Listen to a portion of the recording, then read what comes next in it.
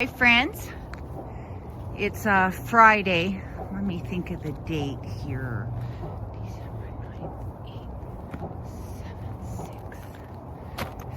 December 5th, I believe, Friday. And I'm walking Washington Park, and I haven't made a video in a long time. I did make some this summer. They were outdoors, but it was so hot and it was such low energy. I thought, no, I'm not gonna post those. And then I had some health issues and I got those resolved. But the video today is going to be a victory lap because my case was dismissed from criminal court yesterday. I should have never been arrested March 28th. I was recording in the public lobby. You know, Denver Parks and Recs called the police on me 4 times for recording in public. And the first 3 times, they wouldn't do anything. And even the March 21st, 1 week before I got arrested, you know, Christopher from Denver Metro Audits was with me, and he said it's a designated public forum. And then a woman unknown to both of us said that she had been coming in the public lobby and using those restrooms for 4 years, never had a membership. So after that, Officer Jacob Sanders said that I could be in the lobby and record, and for Denver Parks and Recs to leave me alone. So Christopher and I declared victory, and we were never going to come back. I wasn't going to record there again, but I used the restrooms, or public restrooms. And when I used the restrooms on March 28th, I saw that the lobby was full of furniture, blocking the fire panel, giant whiteboards up everywhere. And when people complained about the first change to the public lobby in 20 years, Washington Park Rec Center Supervisor Sam Benavides said, oh, we had to do it because of Lisa, because of her recording. We had to try to stop her from recording. Even though the week before, the police told them it's her right. She can record in public. So they still didn't do it. They wouldn't let me. So I went home because I didn't carry my camera or my phone. So I went home and got my phone, and then was recording. And they called Sergeant Riker, who's retiring soon and probably golfs with those Denver Parks and Recs people. And oh, look, there's a cute Aussie. And then he arrested me. He and no reason to arrest me. I told him I'll accept the trespass, and cuffed me. Didn't double lock the cuffs so that they would tighten as tight as possible on me. No reason to do it. Put me in the cop car, lectured me. We don't know why you're doing this. You're crazy. And then he kept saying, you have to leave the area. I go, where's the line? What area? The area you have to leave. Well, how do you leave a public space? Where's the line? You know, no one in Denver, except Jacob Sanders, he knows public and private property. But the other cops, Will Danos, he doesn't know the difference between public and private property. And that, you know, there was that Adams County man. Oh, I wish I could remember his name. I just watched the video, and he got $80,000 for recording police, and they arrested him. And he didn't even file a lawsuit. His lawyer wrote a letter, and you should watch the video. $80,000 settlement, Adams County's First Amendment auditing. And he was a reserve Denver police.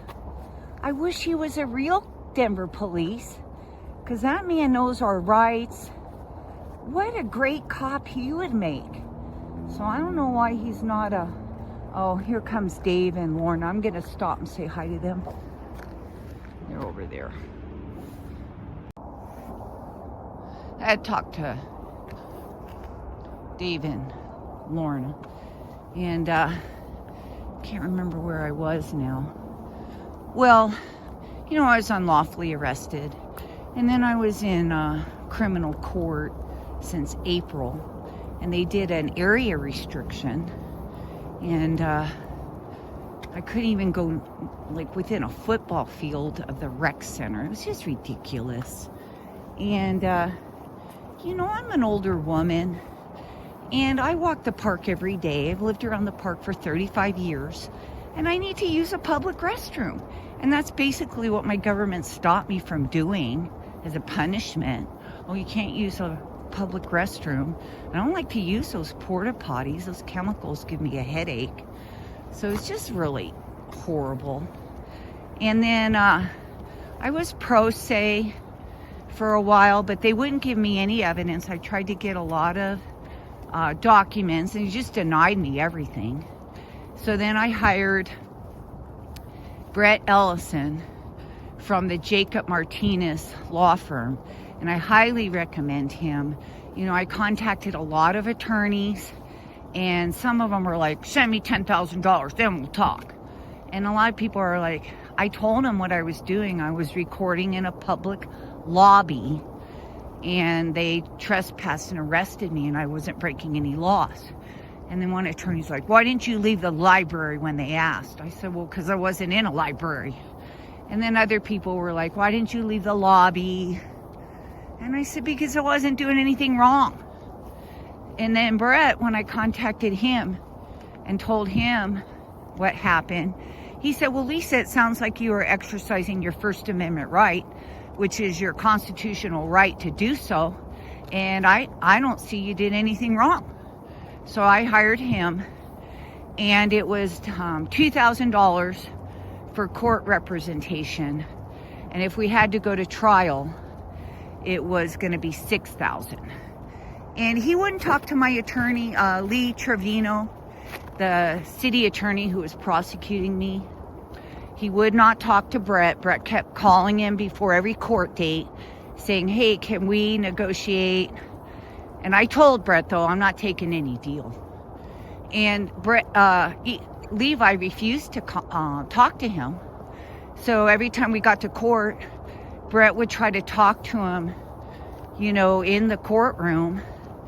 And Levi was really busy with other cases, and it's just, he just wouldn't talk to us. So then Brett said at the last hearing, I'm going to make a motion to dismiss. So we'll have a little hearing in front of the magistrate on the merits of the case. And the magistrate can decide if it's going to go forward. And that was scheduled for December 9th. So next Tuesday, I think it was. And then what happened was Brett called me yesterday morning. He kept calling me because I was walking the park, and I don't usually carry my phone when I walk. And so I was walking the park, and he called me like twice, left 2 emails, texted me. He's like, call me, call me, call me. So I got home, and I called him, and he said, Lisa, are you ready to be happy? I said, always. And he said, your case was dismissed. And I was like, oh my God. You know, and I lost my job in October, and this was preventing me from getting a job. And if you watched my previous videos, you know, after, you know, John Martinez bashed in my garage door in May, I went down to report that to the police. And he said, why, the intake officer said, why would he do that, Lisa? I said, oh, they've been harassing me. They had me arrested in trespass. And he's looking. He can't find my arrest or trespass. And I was like, I almost didn't go back to criminal court. I was like, well, if there's no record, I'm not going back to court. And I didn't understand what happened. I thought, did they make it up? But I thought, how can they have me in criminal court and have no record of it. So then a week later, I took my court papers down, and it was a different intake officer, and he looked it under my court case, and then he found it, and it was under my maiden name that I haven't used for 13 years, and I never gave that name to anyone. So I think they knew that the trespass and the arrest were illegal, and they decided to file it under my maiden name. So possibly, you know, I'd have less damages when I sue the city. And then he told me I had a disturbing the peace for March 21st. And that's when Jacob Sanders responded. He was the only responding officer. And he would have never issued that. He was on my side. So that was weird that the police, and it was never handed to me. I knew nothing about this. And that's just weird that they can put things in your record that would show up in a background check and you don't even know anything about it. And it's 100% retaliation because I was not disturbing the peace and I never received the citation. It's just, it's so corrupt in Denver. So corrupt.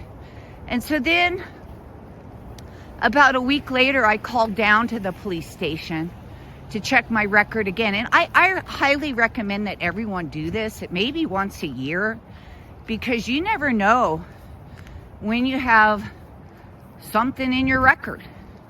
So I called down there a week later, and the disturbing the peace is gone, disappeared as mysteriously as it appeared. And then the arrest and trespass were now under my married name, the name I've been using for 13 years. And I lost my job in October, and this definitely has prevented me from getting a job. I know, because some of these jobs, they say, well, we're going to do a background check. And I know it stopped me from getting a job. So I have 2 interviews now. They just proceeded. So I'm pretty sure these 2 jobs now that I have an interview for, I might be able to get a job now. So I'm approaching the rec center. I'm not sure I'm going to record in there. Brett told me, he said, Lisa, you have every right, but you know, these people are real powerful and they don't want you recording in there. And you know, I'd love to take more money, but you probably don't want me to represent you again. I mean, shell out the money. So I'll probably turn off right before I go in there. Oh, look, a German Shepherd. They're so smart. Hi, German Shepherd. So this is the first time I'm going in since April. What is that, 7 months? April 4. Yeah, just crazy. And I did nothing wrong. Oh, and I put on Nextdoor today that Joel and Clark, John Martinez, Katie McLaughlin, city attorney, and Sergeant Riker all conspired to have me arrested and trespassed for recording in public, constitutionally protected activity, and my case was dismissed, and it's a waste of taxpayer money. And then they said I violated Nextdoor rights, so I just put ARR and TREP, and then it passed. So you can't write arrest and trespass. It's stupid. All right, so I'm turning off. I'm going to go and use the restrooms. I'll go in there record, but I'm not going to do it today. Don't have time to get arrested today. So I went and used the restroom. The front desk said hello to me. Their eyes got really big. I don't know if they were informed that my my case was dismissed, but they still have the fire panel blocked. That's a violation, but they don't have those giant whiteboards up anymore. So I think I'm gonna get those. Hey Lee, there's my friend Lee. So I saw my friend Lee. He plays pickleball, and I told him I actually joined the Glendale Rec Center, and I'm playing pickleball there. And it's a lot of Wash Park people there, and they all remembered me. Oh yeah, we had long conversation about John Martinez, because there's some people there and they're on the Pickleball Association, and they said years ago when they were trying to get pickleball in the rec centers, John Martinez was against it. He's fighting them, and yeah, a lot of people knew his name. One lady and another person told me this. They said, why would the reporter John Martinez do all those things? And I said, you know, it's a common name, and I guess there's a reporter John Martinez, and every time sometimes when I say his name, people are like, why is that reporter doing that to you, Lisa? We know it's Denver Parks and Recs John Martinez, and you know, he gave himself a permanent service job when Hancock was leaving, so it can't be removed. And another person that gave himself a permanent service job was Scott Gilmore, but he was one of the ones that got laid off, and he spoke at Prab, and I remember reading interviews about him, and he said, oh yeah, I was laid off, and it's because of my wife Stacy Gilmore on Denver City Council. And if you know, follow Denver Parks and Rec and Denver City Council, they go back and forth. They'll be head of Denver Parks and Recs, then they'll be on the Denver City Council, and they're all related. And you know, the Denver City Council won't do anything against Denver Parks and Recs. Gives them a free reign to do whatever they want. And because Jolin was Denver City Council, he is my Denver City Council, and I don't know anything he did. He never knew my name. And I remember the best Denver City Council person, in my opinion, was Chris Nevitt. And he knew me. I'd see him at the Whole Foods all the time. And I say, hey, Chris, yeah, hey, Lisa, what's on your mind? And he was I still see Chris a lot, you know, because I walk, and I always walk by his house, and he's always coming back from the gym. And I always tell him, Chris, you're the best Denver City Council person I ever had.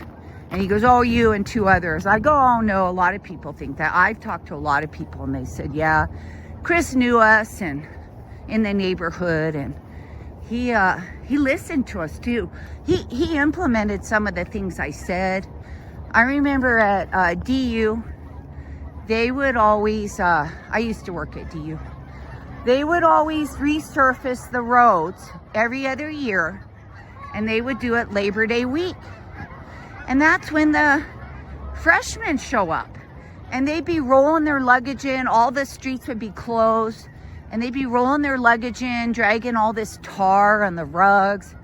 And it was like the campus is empty between mid-June and just before Labor Day week. So why were they doing it when the freshmen? So I wrote Chris, and I said, I don't know why they can't do it like a week before or even 2 weeks before. And then they changed it. And I mean, I don't know why anyone didn't even see that. Like, why didn't anyone on campus notice they were resurfacing the roads? And then they had a big, it was on Asbury, and it was the alley, and it was just east of the women's college, and there was a big hole there right at the exit, and there was a barrier, but someone had moved it, and because the hole was kind of big, and the barrier like was in the road, you know, too close for driving. So they kind of moved it to the side, and then someone was coming out of the alley, and their car got stuck in that hole. It just was so crazy that people didn't realize, like, why are the roads all being resurfaced when the freshmen are trying to move in? So I was the only one that noticed to do anything about it, but I emailed Chris about it, and they never did it again at that time. So they did it every other year. So yeah, I really miss Chris. I wish he would. I guess you can't serve more than you already did. He's a cute puppy. So, hi cutie. Hi cutie. There's a house is still for sale. They want like $3 million. This office building looking house. I don't really like these modern houses. Some people really like them, but looks like an office building. I don't know. It's been for sale, I think, over a year. These are okay. I don't really like that stone house that much. And then what happened to the house just next to it, there was a house there when they built that stone house. Something happened to the foundation to this house to the north of them, and they couldn't close their door. So that was sold, and they tore it down and built that house. I don't know. It doesn't look as bad. Those that barn-looking house. For some reason, I didn't like those houses when I moved to the neighborhood. But then I learned their history, and they're called Dutch gables, and it's a Dutch style. And the Dutch settled a lot of West Wash Park. The west and east were filled with Dutch elms. And then we got the Dutch elm disease, and they had to rip out all those trees. So, felt good to walk in the rec center. And I will record in there again. I'm gonna get those glasses, those recording glasses. Because, you know what? I use those public restrooms and lobby 60 times under suspension, and talked to the front desk. They knew it was me. They knew I was under suspension. Never had an issue. And then 4 times I brought out my camera in public space. 4 times the police were called. So it was a camera. It wasn't. Oh, and then that Levi Trevino, that city attorney, he did offer me a deal at the last court hearing. He said, agree to stay out of the Washington Park Rec Center for 1 year. And I asked Brett, I said, well, February 7th, it will be 1 year. So is it just till February 7th? He goes, oh no, Lisa, it would restart. And I said, well, is that the public lobby and restrooms too? Because I'm out of the rec centers, all 30 of them. I'm officially banned from all the urban parks, 250 of them. And then I can't view a recreational activity, which is just crazy. You can't control where you look. They're just overstepping on what is coming on the geese.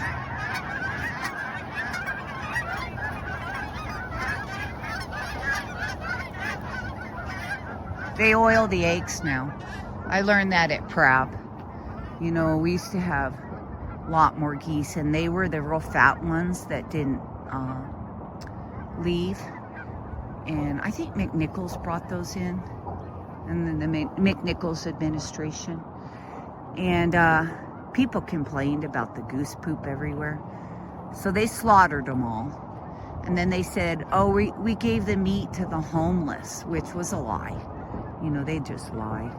And they did it like 2 a.m. when they were molting, so they couldn't fly. And they put nets over them. And I guess someone was out. And I guess it was just horrific, you know, the slaughter. And they never did it again. But they slaughtered all those big fat geese. And then they're much smaller geese. And they do fly. And there's a lot less of them. And they actually are putting the neck tracking on them, on some of them. and they're seeing it where they go, and then they also oil the eggs now. I learned that in PRAB, the Parks and Rec Advisory Board. And that's another thing. I was speaking at PRAB since February, and every time I'd say Jolyn or John Martinez or Leslie Picard, Jolyn would stop my speech. You're not allowed to say any names. You can't say anything against anyone. How is that freedom of speech? And then Jolyn emailed me, this is what you can and can't say for your public comment. And he said, if you don't follow my rules, I'm going to stop you. That's just crazy. But I think someone talked to him, because this last time I spoke, first time he didn't interrupt me. Very first time. I think there was another time, but I followed his rules. But you don't even get freedom of speech in Denver. They want to control what you say, control the narrative. And they have mentors. They said we have mentoring there. They have young students that attend PRAB. And I hope they see how corrupt Denver Parks and Recs is, and Denver government. Because, they're all smiles. Oh, and then one meeting, I was speaking and a PRAB member attacked me.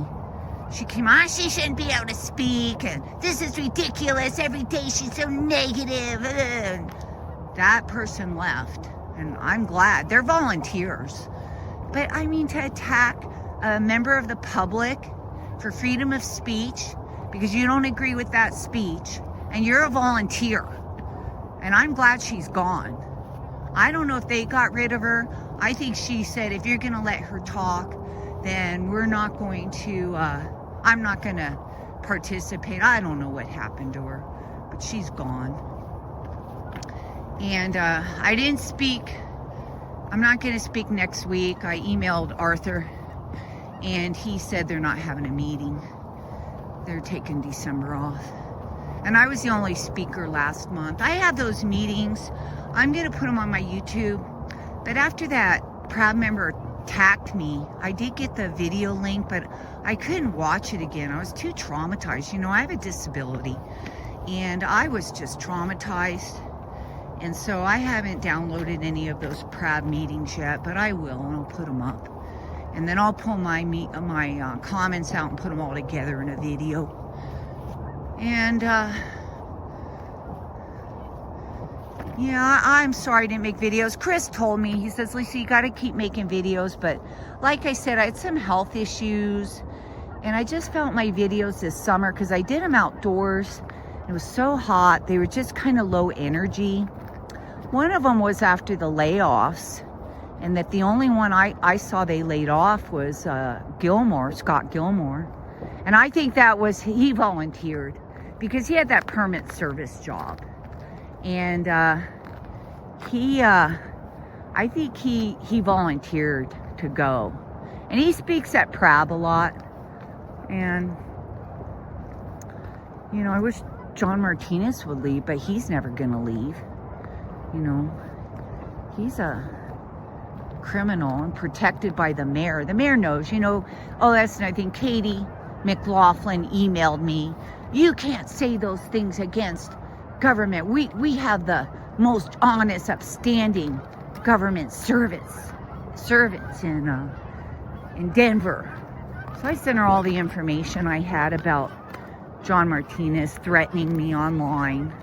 You're going to be forced out of Denver. You're mentally unstable for starting your YouTube channel. He was my first comment on my channel. And, I just started my channel, and I sent them the link thinking if Jolyn and Martinez knew that this was being made public, they would back down, but it just enraged them to come after me more. And John Martinez was my first comment on my YouTube channel. And he wrote, I'll be forced out of Denver. I'm mentally unstable. And my friend Joanne, when I told her, she goes, how did they even find your YouTube channel? Because I only had like 20 views. And so I said, oh, I sent him the link, Joanne. So anyway, is beautiful. It's a little chilly, but always pretty. The park's always beautiful. I've lived here in the park 35 years. Met my late husband in the park. Made lifelong friends that I still have when I was in the rec center. Lots of friends walking. Just, you know, a big part of my life. And they were trying to ban me from the Washington Park Rec Center. And you know what? I need to be back in the rec centers. This proves I wasn't doing anything wrong. They dismissed my case. And John Martinez is out of control. But no one will rein him in. It's like they're almost afraid of him. You know?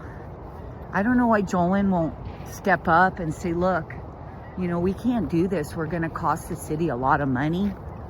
You know, but... And even Katie McLaughlin, she's a city attorney. You know, there's so many letters online right now from city attorneys to all their government employees that talks about First Amendment auditing, that this is a reality. And if you see someone recording in public, just ask them if they need help. If they say no, just go about and work. You know, just be polite, especially if they're recording you. And, you know, auditing Erie County, Dan Warmis, he just got a mayor. She lost her election. She attacked Dan for no reason. And then she tried to pass a law that you couldn't record in government buildings. And Dan went to that city council hearing, and the other city council people voted it down. And one guy got up for public comment, and he said, why can't you guys just be polite? Isn't that the answer? And you think if Katie wanted to save the city money, she would write a letter. First Amendment auditing is here, and instruct people how to act and to know the difference between public and private property. But she doesn't even know. She had to get legal advice when I was in the public lobby recording, and that's that text message. And I only got that. You know, Christopher has helped me so much. And he told me, Lisa, after I got arrested, file a complaint on those officers. Because when you file a complaint, it's because George Floyd and Elijah McClain both killed. And Elijah was killed in Aurora and by police. So they made a law if because there were other people. There's a person killed in Boulder by the police, and the family was trying to get the body cam, and they were going to be charged $3,000.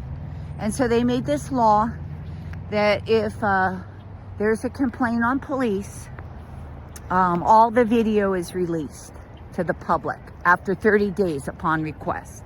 And they have a website, the police, Denver Police, and it has all the video where a complaint was filed, and it's all uploaded there. And it's supposed to be all video, unedited. Well, Andrea Weber, the records person for Denver Police, she gave me video, and it was only the video where I was recording. And I'm like, Andrea, I already have all this video. What about the video where I wasn't recording? Oh, that's it, Lisa. They must have turned off their body cams. I said, Andrea, I'm not a stupid person. You would be able to see their hand going to and from their body cams. And I don't see that. It's obviously edited. And I kept complaining, and I threatened a Cora denial lawsuit. So she finally sent me a little more video. She didn't send it all to me, but she sent me just a little more. And that's where I got the Riker's body cam, where he's holding his phone, and you can see it in his body cam.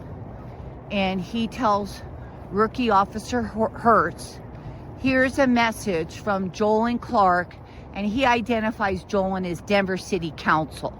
And he hasn't been city council for almost 2 years at that point. But he's head of Denver Parks and Recs. But I guess Riker didn't know that. And he said to Hertz, take a screenshot. This is a message from Jolyn Clark. And this is what we'll use to arrest her in future when she's recording in public. And it's from Katie McLaughlin, city attorney. And she's getting legal advice. And the attorney, Katie's attorney says, if she, me, can be in the place where the public can be, she can record there. And I know it's super annoying. And then Katie's like, oh, that changes things. Let me circle back. So they all knew that I couldn't be arrested for recording in a public lobby, but they did it anyways. And then they wasted all this taxpayer money. And you know, when I was in court, I made a few videos, but I stopped making videos. I think the last 2 I didn't make a video. You know, I would count the people in court, and there were between always 15 and 20. I was the only white woman, and sometimes the only white person. And I can't believe that it's only people of color that commit crime in Denver. Is that true? And then once there was a blind man that came in, and the sheriff was leading him in. And I'm like, what crime did he commit? Was he jaywalking? I don't know. That was kind of weird. I didn't stay to hear his case. And here's that cute Aussie. They're so smart, aren't they? Oh, there's another cute dog. Hi, pup. I love dogs. Oh, and then I've been dog sitting a little bit for my neighbors. I don't charge them. And then I walk their dog too, and I don't charge him. I walk anyways, but he doesn't like to get up early. And so I can only walk. It's real pretty out. Look at it. So there's pickleball at Wash Park this morning. I saw a few people. It was a little bit early. But I'm going to go play at the Glendale Rec Center. And they are so nice there. And that rec center is so clean. And it's not that much when you're not a resident of Glendale. I think I'm paying like $41 a month. It's like $10 a week. And oh my gosh, they are so much nicer than Denver. I just can't believe the difference, how nice they were to me. And they have pickleball, I think, every day there, except for Saturdays. And then I was looking at the Malley Senior Center in Inglewood, and they have pickleball on Saturdays, but I think it's a little bit more expensive. I'm not sure. I should take a day off. Pickleball's addicting, and I've been riding my bike a lot. I obviously can't. Oh, I could ride today. The road's clear. Maybe I will ride. And then I've been walking, of course, doing yoga.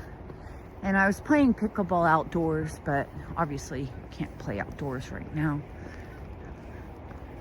Maybe at Gates. I mean, they work on clearing the courts. Yeah, I should have checked the whole road. See if it's clear all around. Because I could ride my bike. All right, well, I'll let you go. And yeah, victory lap. Got in the Washington Park Rec Center. And I didn't have my camera out. It was never an issue with me being there. So we'll see. I'm going to get those recording glasses because Brett told me, Lisa, just don't record there. And I'm like, well, it's my right. And he said, I know, but, you know, there's so many people mad. And maybe I should wait till after the lawsuit's filed before I record back in there. I'm looking for attorneys right now. All right. Thanks a lot for all your support. and for hanging around, and I'll make more videos. Oh, and I wanted to say, after their layoffs, I remember everyone was scared. I was talking to some Denver Parks and Recs people that have been in Denver Parks and Recs for like 30 years. And she was crying. She was like worried about her job. But they only ended up laying off. They had to fix like, I think it was almost 100 million. And they laid off 1.7%. So I guess they eliminated open positions, and that's where they got up to a higher percentage. But I don't know, it doesn't seem like they did much. And so that's like 1.7 people per 100. And I looked online. There's one department that lost like 5 people, and they had the highest percentage of layoffs. So it wasn't very many people. And when it's that low, you know, they targeted someone that they didn't like. You know, if I would have been employed there, I would have lost my job. And, you know, when it's that low, you know, it's targeted. So, because they weren't going to use seniority. So they just got to pick who do we not like? Who's the troublemaker? Who's the most honest? Let's get rid of them. Anyway, I hope you're doing well, and I'll make more videos in the future. And take care. Thanks for your support. I always appreciate my subs. And I was going to mention auditing Erie County. He had some great videos, got rid of that mayor. And then Sean Paul Reyes, Long Island Audit. He got rid of Brian Fahey, who brandished a gun at him and spit in his face. So, you know, of course, Sean Paul was arrested, but I think his charges were dropped. And Brian Fahey retired, and he's in criminal court, but he wasn't going to have to do anything. So, but at least he quit. And that's when Sean Paul was confronting him about his like almost $100,000 in overtime. And he had a Monday through Friday desk job. So how could you get that much overtime? And that's why Sean Paul was trying to talk to him. And you know, he's gone after Sean Paul Salt many, many times. So anyway, have a great day, and I'll be back to talk to you soon. Bye.